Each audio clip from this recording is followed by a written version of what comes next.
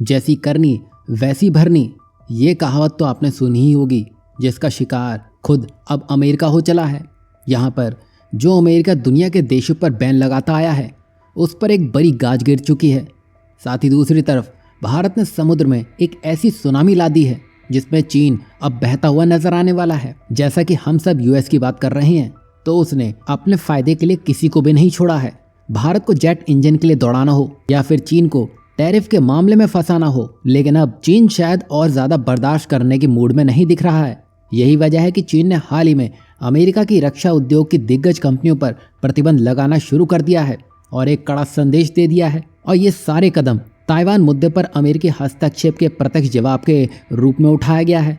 अब तक चीन ने कुल मिलाकर 45 अमेरिकी संस्थानों पर पाबंदियां लगा दी हैं, जिसमें 17 कंपनियां और 28 संस्थान शामिल हैं। जहां 17 कंपनियों पर सीधे पाबंदी लगा दी गई है, वहीं 28 संस्थाओं को एक्सपोर्ट बैन लिस्ट में डाल दिया गया है, जिसमें general dynamics, Boeing defence, Lockheed Martin और रेथॉन मिसाइल एंड डिफेंस जैसी दिग्गज कंपनियां शामिल हैं। बता दें कि चीन ने यह कदम अपनी नेशनल सिक्योरिटी और इंटरेस्ट की रक्षा के लिए उठाया है। अब इस कार्रवाई का मुख्य कारण अमेरिका द्वारा ताइवान को हथियार बेचना है। वहीं चीन ताइवान को अपना हिस्सा मानता है और वहां पर अगर हथियारों की बिक्री की जा रही है तो इसे चीन अपनी संप्रभुता के लिए एक बड़ा उल्लंघन मानता है। अब इन कंपनियों में 10 को चीन अपनी अनरिलायबल एंटिटी लिस्ट में डाल चुका है, जिससे वो चीन में ना तो व्यापार, ना ही निवेश, ना ही अपनी संपत्ति तक पहुंच बना पाएंगी। मतलब चीन ने यहाँ पूरी तैयारी कर ली है। साथ ही चीन ने उन ड्यूल यूज आइटम के निर्यात पर भी रोक लगा दी है जो सैन्य और निगरानी दोनों के उद्देश्य के लिए इस्तेमाल की जा सकती है। अब ये वही रणनीति है जिसका इस्तेमाल अमेरिका और पश्चिमी देश काफी समय से चीन और भारत की कंपनियों पर करते आ रहे थे। अब इन सारे नए प्रतिबंधों के कारण चीन के साथ व्यापार करने वाली या चीन में निवेश करने वाली कंपनियां प्रभावित हो सकती हैं। अब ये कंपनियां ना तो अब चीन में निवेश कर सकती हैं और ना ही चीन के साथ व्यापार कर पाएंगी। इसके अलावा उनकी संपत्तियां भी जब्त हो सकती हैं। ये कदम ना सिर्फ चीन अमेरिका संबंधों को बल्कि वैश्विक व्यापार और निवेश को भी प्रभावित करेगा। अब ये तनाव तब बढ़ा है जब डोनाल्ड ट्रंप राष्ट्रपति बनने वाले हैं। अब देखना यह है कि ट्रंप के आने के बाद क्या कुछ होता है और ये तब और दिलचस्प होगा। आपको यहाँ क्या लगता है, चीन का ये कदम अमेरिका को बैकफुट पर ला पाएगा? वहीं नेक्स्ट अपडेट भारत के समुद्री ताकत से जुड़ी है, जो अब चीन के लिए चुनौतियां बढ़ाने वाली हैं। बता दें कि भारत ने 2025 में ये ठान लिया है कि वो समुद्र में अपनी ताकत को और मजबूत करेगा।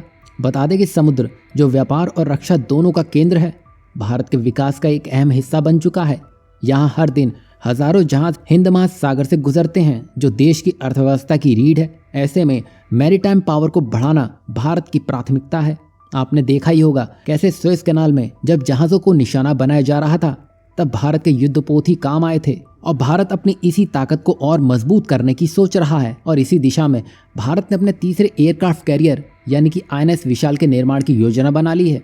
बता दें कि एयरक्राफ्ट कैरियर किसी भी देश के लिए समुद्र पर अपनी पकड़ मजबूत करने का सबसे महत्वपूर्ण साधन है और इसे चलता फिरता शहर भी कहा जाता है, क्योंकि इसमें सैकड़ों विमानों को एक साथ लाया ले जाया जा सकता है और दुश्मनों पर दूर से हमला करने की भी ये क्षमता देता है। और आज के समय में बिना एयरक्राफ्ट कैरियर के समुद्र पर वर्चस्व बनाना असंभव है। यही वजह है कि आज की तारीख में अमेरिका के पास 11 से 12 की संख्या में एयरक्राफ्ट कैरियर हैं, तो वहीं चीन के पास 3 एयरक्राफ्ट कैरियर हैं, जिसमें अभी हाल ही में उसने चौथे एयरक्राफ्ट कैरियर बनाने का भी ऐलान कर दिया है। वहीं भारत की बात करें तो वर्तमान में भारत के पास 2 प्रमुख एयरक्राफ्ट कैरियर हैं, जिसमें INS विक्रमादित्य, साथ ही INS विक्रांत, जो भारत का पहला स्वदेशी एयरक्राफ्ट कैरियर है, जो मेक इन इंडिया की सफलता को भी दर्शाता है। वहीं भारत अपने तीसरे और सबसे आधुनिक एयरक्राफ्ट कैरियर INS विशाल को तैयार करने की दिशा में आगे बढ़ चुका है। इसका निर्माण 2025 में ही शुरू हो जाएगा और ये एयरक्राफ्ट कैरियर पूरी तरह से स्वदेशी तकनीक और state of the art system से